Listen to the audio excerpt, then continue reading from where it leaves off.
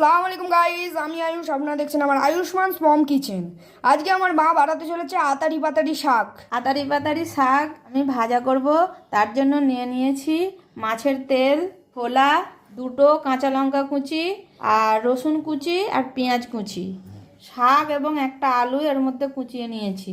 কড়াইয়ে একটু পানি দিয়ে নিলাম, হলুদ দিয়ে নিলাম, একটু লবণ দিয়ে নিলাম।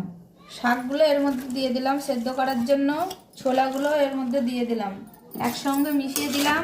এগুলো একসঙ্গে এরকম মিশিয়ে দিতে হবে। দিয়ে এবারে একটা পাতি দিয়ে আমি 5-6 মিনিটের মতন সেদ্ধ করে নেব। আতারি পাতারি শাক ভাজার জন্য তাওয়ায় অল্প একটু তেল দিয়ে নিলাম।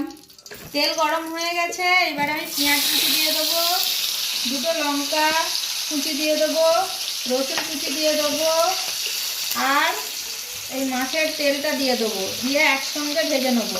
অল্প পরিমাণ লবণ দিয়ে নেবো, অল্প একটু হলুদ দিয়ে নেবো।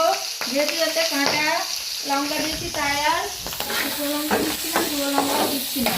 ভালো করে ভেজে নিয়ে তারপরে সেদ্ধ করা শাকটা এর মধ্যে দিয়ে দেবো, ভালো করে ভেজে নেবো। এই দেখেন কত সুন্দর লাগছে দেখতে। আপনাদের যদি এই রেসিপিটা পছন্দ হয়ে থাকে আপনারা বাড়িতে তৈরি করে পরিবেশন করতে পারেন। এবং সাবস্ক্রাইবটা অন করে রাখবেন, বেল আইকনটি অন করবেন যাতে সবার প্রথমে আমাদের ভিডিও আপনার কাছে পৌঁছায়। শাকটা ভাজা হয়ে গিয়েছে, এই দেখেন। এবারে আমি নামিয়ে নেব।